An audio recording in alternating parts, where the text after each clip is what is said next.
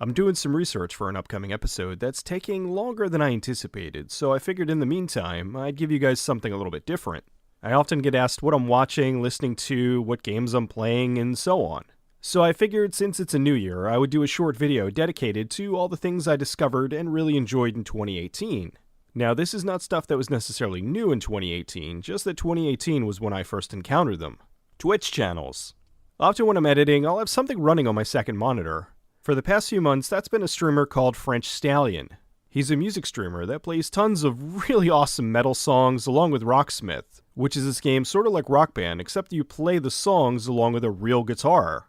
The audience requests all kinds of tunes, and I've discovered lots of bands I've never heard of because of his streams. He's insanely talented and hyper enthusiastic, which makes his streams a ton of fun to watch. Another guy I started watching is Jesus Here's Toast.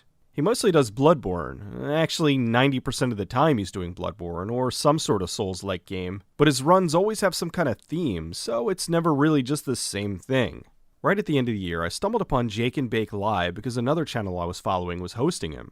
He's this American who moved to Japan and live streams, I think it's called. Essentially, he walks around, usually with a friend, and goes to restaurants, bars, stores, and so on. As someone who's fascinated with Japan, it's interesting to see this guy learning his way around. He seems like a nice enough guy, and he presents things in an interesting way that makes you want to keep watching. It's like tuning into a really long, unedited episode of one of those travel shows. Games. I adore The Surge. It's a Soulsborne-style game with a sci-fi setting. That immediately caught my attention. I know some people complained about its difficulty, but really, much like other Souls games, once you get the hang of it, it's just a matter of playing it right. Sure, you could still get cheap-shotted or ambushed, but again, as is with this style of game, you learn, you adapt, and improve, or get good. I like how the game had these augmentations, so you could alter the game to your playstyle. Do you want more health, or do you want to be a glass cannon? The story was really interesting too, with this corporation that was trying to fix our dying world, but only ended up making things worse. Plus, the lead's a really sympathetic hero. As you find out his story, you can't help but feel bad for the situation he's in. The first DLC, A Walk in the Park, was good too. The second one, the good, the bad, and the augmented, I didn't care for. While the first one expanded upon the story, had lots of new weapons, and cool new areas to explore, the second one was just a bunch of challenges that ended in a boss fight. Not really up to the quality of the core and the first DLC. Still, it was one of my favorite gaming experiences from last year, and I cannot wait for the sequel.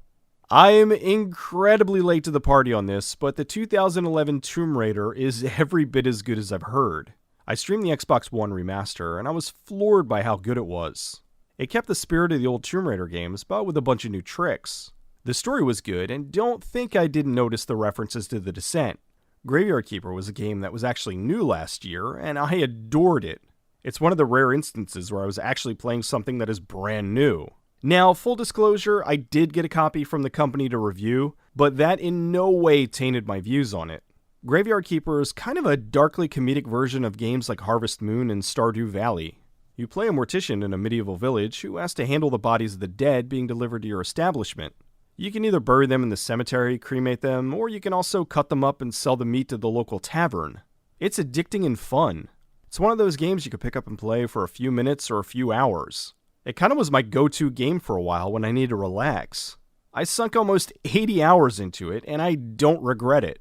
They added a free DLC called Breaking Dead that allowed you to create zombie assistants, which helped out with a lot of the more grindy aspects of the game, like mining. Until Dawn was an awesome experience. I get it that it might not be for everyone, but I thought it was terrific. It played like you were in control of a horror movie. There's this group of kids that go into a cabin in the woods in the middle of winter. While there, all sorts of weird stuff starts happening, and an event from the past comes back to haunt them. I went in knowing next to nothing and was blown away. It's so unique, I'm really hard-pressed to think of something else to compare it to. As far as YouTube, I haven't found any new channels, or new-to-me channels. I'm still catching up on 2018 movies, so as usual, expect my best and worst of the year to be out around May. As of writing this, I have 79 movies left on my list to watch. So I guess I better get back to it. Well, that's about it. Just wanted to share some stuff I've been enjoying the past year. I got lots of great videos lined up for 2019, so I'll see you soon.